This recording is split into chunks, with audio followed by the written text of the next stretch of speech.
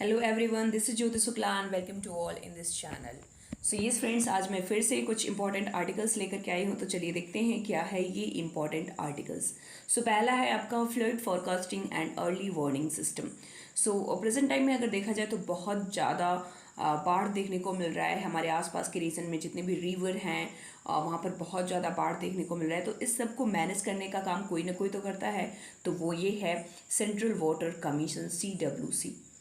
तो चलिए देखते हैं इसके बारे में। सो CWC provides statistical methodology gauge correlation based short range flood forecast presently.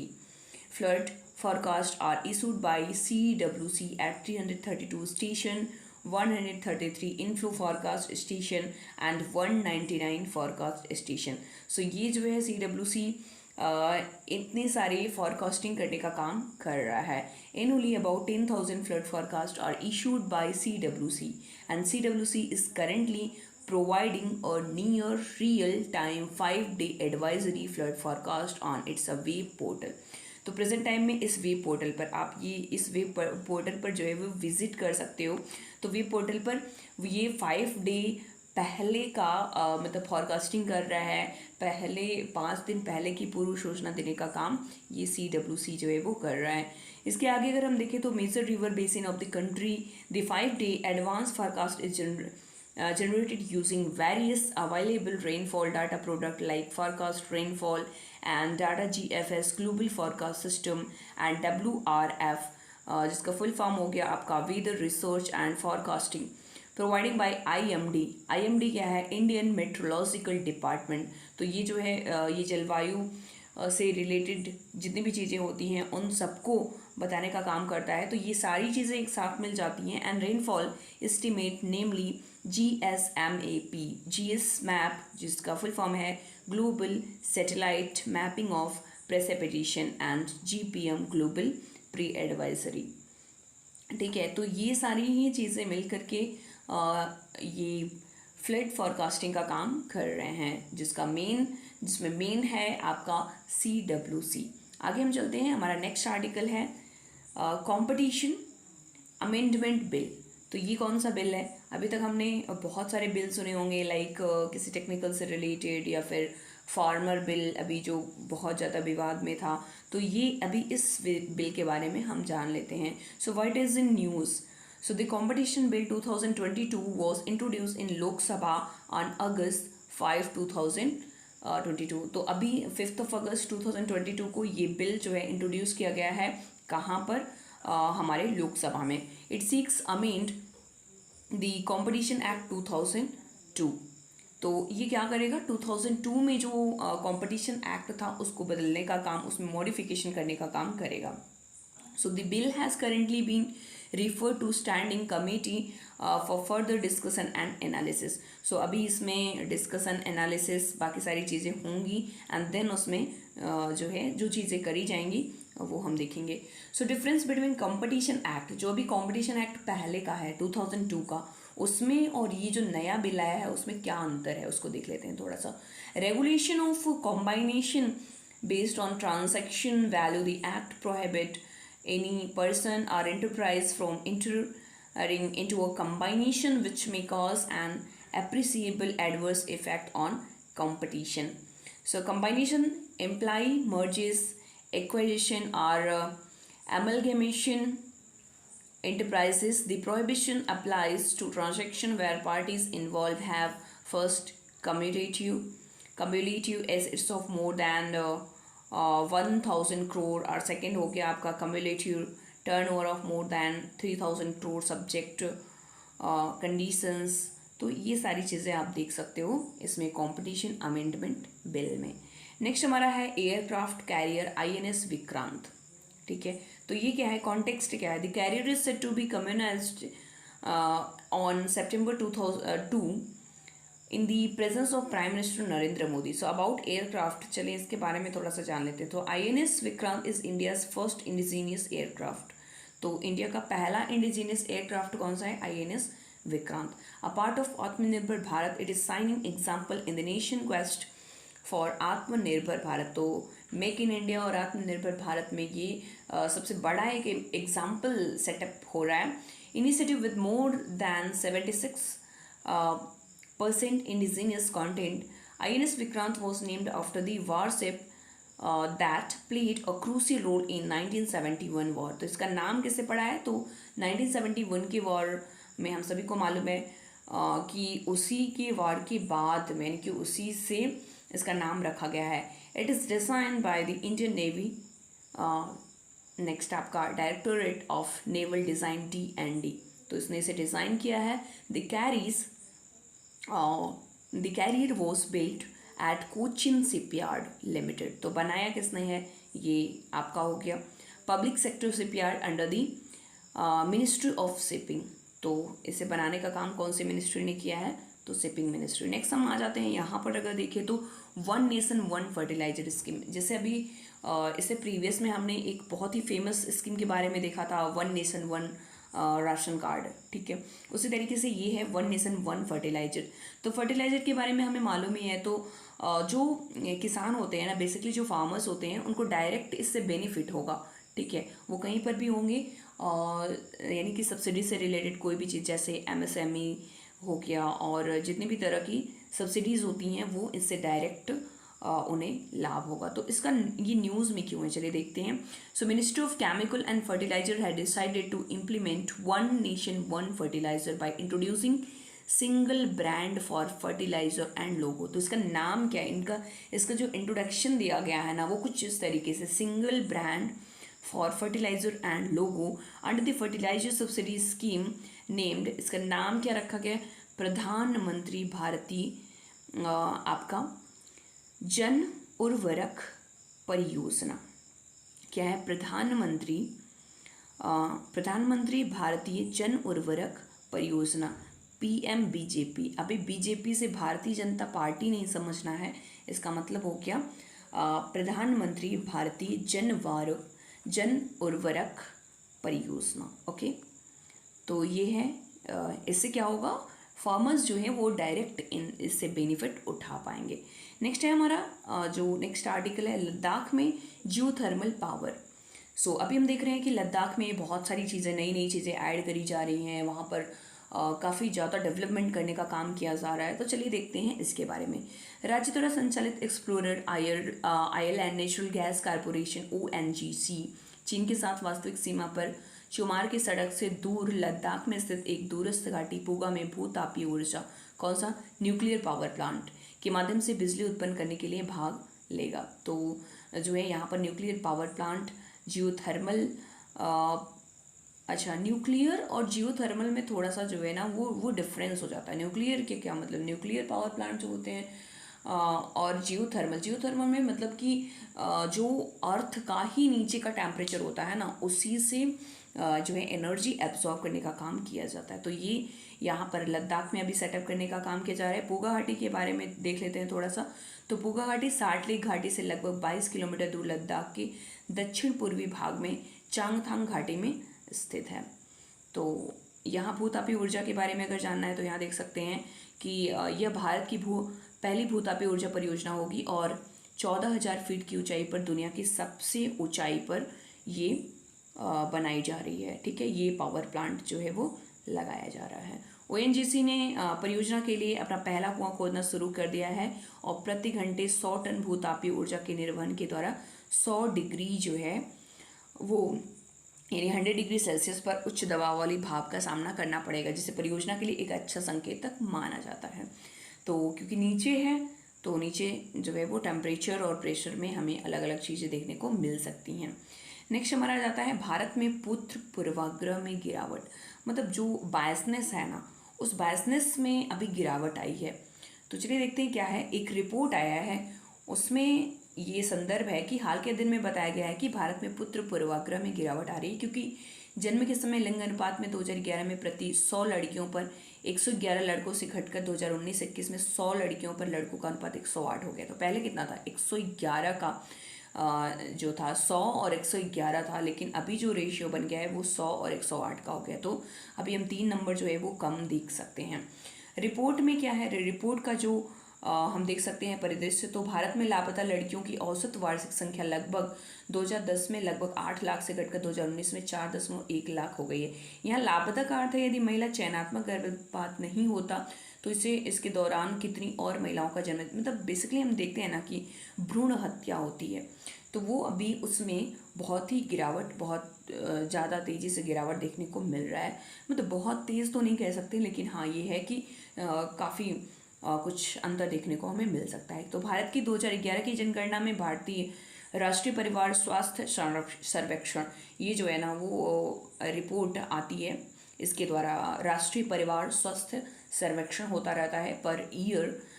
ये आपका 2015-16 और ये हम 2019-21 के में जन्म के समय लिंग अनुपात 111 लड़कों प्रति 100 लड़कियों में थोड़ा कम होकर लगभग 109 हो गया है और यह संख्या 108 लड़कों तक पहुंच गई है। तो इस तरीके से हम देख सकते हैं कि काफ़ी कुछ चेंजेस देखने को मिल रही है। हाँ, प्रेजेंट टाइम में सोसाइटी की जो सोच है ना वो काफ़ी हद तक परिवर्तित हो रही है। वो लोग समझ पा रहे हैं कि हाँ, लड़की और लड़कियों में बहुत ज़्यादा डिफरेंस नहीं है। अगर हम उन्हें समान तरीके की चीज़ें देते हैं, समान तरह से फैसिलिटीज़ देते हैं तो इक्वल ही होंगे वो। नेक्स्ट हमारा है for the first time in history supreme court start live stream proceeding. तो अभी जो है पहली बार सुप्रीम कोर्ट लाइव केस की सुनवाई कर रहा है। तो देख लेते हैं। The supreme court today called for an expert committee and all party meeting of discuss on free bias. The order was live streamed in a historic first to mark outgoing Chief Justice N.V. Ramanna's last day. तो अभी हम देख सकते हैं कि NV. Ramana जो chief justice हैं उनका बहुत ही मतलब अंतिम कार्यकाल चल रहा है। बहुत ही जल्दी नए चीफ जस्टिस आने वाले हैं। अपॉइंट ऑलमोस्ट हो चुका है, सब कुछ डिसाइड हो चुका है कि कौन बनेगा, और तो इनका भी अंतिम कार्यकाल चल रहा है। द प्रीवियस केस अलॉन्ग, अभी इसे हम थोड़ा सा इरेज करते हैं, इसके ऊपर चल गया है। सो ये you can see that the previous case was among 20 hearing streamed for the first time from the Chief Justice Court। तो ये हो गया। फ्री बीज काफ़ी ज़्यादा न्यूज़ में रहा। फ्री बीज का क्या मतलब हो गया कि प्रेजेंट टाइम में जो गवर्नमेंट है, गवर्नमेंट या फिर हम कह सकते हैं स्टेट गवर्नमेंट, जो बेसिकली क्या होता है, जो पॉलिटिकल पार्टीज़ होते हैं जब चुनाव आता है तो वो तरह तरह के लालच देना शुरू कर देते हैं, तरह तरह के अनाउंसमेंट करना शुरू कर देंगे कि हम आएंगे तो ये कर देंगे, वो कर देंगे। तो इसी को कहते हैं फ्री बीज। अभी नेक्स्ट हमारा आर्टिकल है India Bangladesh joint river commission meeting held in Delhi. तो इंडिया और बांग्लादेश, हम सबको मालूम है कि इंडिया की बहुत सारी रिवर जो है वो बांग्लादेश से होकर के नीचे बंगाल की खाड़ी में जाकर के गिरती हैं। तो काफ़ी कुछ इशूज़ देखने को मिलते हैं, काफ़ी क्लासेस देखने को मिलते रहते हैं। तो चलिए देखते हैं क्या है। तो ये पिक्चर देख सकते हो मीटिंग का। JRC of India and Bangladesh was held in New Delhi yesterday, and the two sides finalized the next text of MOU यानी Memorandum of Understanding on interim water sharing of Kushiyara river. ठीक है, तो ये river को लेकर के जो issues होते हैं उसमें अंडरस्टैंडिंग देखने को मिल सकती है। नेक्स्ट हमारा हो गया, ये आप देख सकते हो वेटरन कांग्रेस लीडर गुलाम नबी आज़ाद। तो ये तो पॉलिटिकल न्यूज़ हो गया, इसको हमें लेना ही नहीं है। ठीक है, इससे हमारा कोई मतलब नहीं है। आगे हम आ जाते हैं चिराग शेट्टी। तो ये भी आपका गेम से रिलेटेड आप देख सकते हो। Make history in BWF championship 2020 were India's men double title. तो एक हिस्ट्री यहाँ पर भी क्रिएट हुई है। आप देख सकते हो इन BWF world championship Indian pair of Chirag Shetty and सात्विक Sairaj ran Kirandi made history as they secured India's first main doubles made in the history of BWF World Championship 2022 after defeating world number 2 Tokyo Hockey and Hyugo Bayashi of Japan to storm into the semi-final। तो इसे हरा करके ये final अपना ये लेकर के आए हैं। यहाँ पर हम देख सकते हैं कुछ क्वेश्चन लाइक अगर हमें आंसर लिखना है तो आत्मनिर्भर Bharat is a long standing aspiration of India examining. तो इसके लिए हम इसका इंट्रोडक्शन देंगे एंड उसके बाद हम इसके बारे में यहाँ पर लिख सकते हैं, यानी कि standing aspiration of Indians to become self reliant. तो कैसे हम जो है सेल्फ रिलायंट बन सकते हैं, उसके बारे में हम बता सकते हैं। आगे हम चलते हैं एंड नेक्स्ट अगर आप आओ तो देखो कुछ क्वेश्चंस हैं। Let us see the question. Consider the following statement regarding the national mission on edible oil palm. तो अभी हमने एक पहले वाले आर्टिकल में आज से आई थिंक कल या परसों वाले आर्टिकल में हमने डिस्कस किया था ये पाम ऑयल के बारे में। अभी यहाँ पर ऑयल से रिलेटेड एक ये क्वेश्चन है, तो देखते हैं क्या है। First option is the aim of the scheme is to raise the import of palm oil by 3 times। Second है India is one of the largest consumer of vegetable oil in the world. तो ये तो सही है। तो यहाँ पर आपका दूसरा ऑप्शन सही हो जाएगा, लेकिन पहला ऑप्शन जो है वो आपका गलत है। तो यहाँ पर बी जो है, बी नंबर जो है ऑप्शन सही होगा। इसका एक्सप्लेनेशन देख सकते हो आप। Prime minister announced a national mission on edible oil palm NMEO-OP with an investment of 11,000 crore even over a 5-year period। तो इसमें इन्वेस्टमेंट करने की बात करी गई है। नेक्स्ट हम आ जाते हैं सेकंड नंबर क्वेश्चन पर and second number question is consider the following statement. First option is the national statistical commission of India is a statutory body and second is the national sample survey office comes under the aegis of the ministry of finance. So यहाँ पर which statement is correct? Only 1, 2, both and neither 1 neither 2। तो इसमें दोनों ही option जो है वो wrong है। तो ऑप्शन नंबर डी आपका हो जाएगा सही। इसके एक्सप्लेनेशन की बात करें तो यहाँ पर देख सकते हो the national statistical commission NSC of India is an autonomous body. तो वहाँ पर क्या दिया हुआ था? अगर इस क्वेश्चन में देखो तो आपका दिया हुआ था स्टैट्यूटरी बॉडी, तो ये ऑटोनॉमस बॉडी है, ठीक है, स्टैट्यूटरी बॉडी नहीं है। नेक्स्ट हम आ जाते हैं। Next third number question is consider the following statement with regard to Angikaar campaign. तो ये अंगीकार कैंपेन के बारे में दिया हुआ है, देखते हैं क्या है। It is a flagship programme launched by Ministry of Rural Development। Second है it aims at social behavior change focusing on issues such as water, energy conservation, waste management, health etc। तो इसमें पूछा जा रहा है कि कौन सा सही है, only 1 only 2 दोनों या neither 1 neither 2। तो यहाँ पर भी आपका B option B is the correct, only 2 ये सही हो जाएगा और दूसरा आपका गलत। इसका एक्सप्लेनेशन देखना है तो आप देख सकते हो the ministry of housing and urban affair, वहाँ पर जो है मिनिस्ट्री गलत दिया हुआ था। So ministry of housing and urban affair launched 2 initiative Angikaar, a campaign for behavioural change and an e course on vulnerability atlas of India। So the first statement is incorrect। Next question is your fourth number. Which one of the following is an apex body to coordinate the activity of all institutions involved in the rural financing system? So first option is given Ministry of Rural Development. Second one is National Housing Banking Authority. Third option is National Bank Agriculture rural development and fourth option is regional rural bank. तो ये सभी option जो है वो आपके गलत हो जाएंगे एंड सी नंबर ऑप्शन आपका सही है।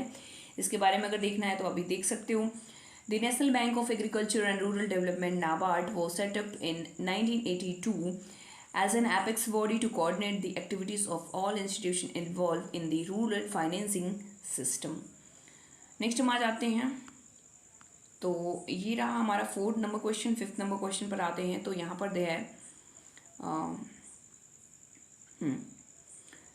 ये है आपका Kudumbashree recently seen in the news in the community based poverty reduction programme started in which of the following state. तो यहाँ पर स्टेट पूछा जा रहा है कि कौन सा है। आंध्र प्रदेश, केरला, तमिलनाडु और आंध्र प्रदेश दिया हुआ है, कर्नाटका, तमिलनाडु एंड केरला। तो इसका जो आंसर है वो है आपका ऑप्शन नंबर डी, यानी कि ऑप्शन नंबर डी आपका था केरला, ठीक है। तो Kerala is the right option. इसके बारे में थोड़ा सा जान लेते हैं कि क्या है। इसको थोड़ा सा यहाँ पर हम इरेज करना चाहेंगे। यस, तो Kudumbashree is a women oriented community based poverty reduction programme that started in Kerala. तो ये क्या है, ये वुमेन से रिलेटेड है और पॉवर्टी को रिड्यूस करने के लिए ये प्रोग्राम स्टार्ट किया गया है। तो Kudumbashree has a 3 tier structure for women community network with high यहाँ पर देख सकते हो neighbourhood group NHGS at the lowest level, area development society ADS at the middle level and community development society CDS at the local government level। सो इस तरीके से हम देख सकते हैं। यहाँ पर हमने 5 क्वेश्चन यहाँ पर डिस्कस किए हैं, 5 क्वेश्चन विथ द एक्सप्लेनेशन। तो होप आपको ये सारे आर्टिकल बहुत ही सही लगे होंगे। तो मिलते हैं किसी नए सेशन में। Good bye and take care.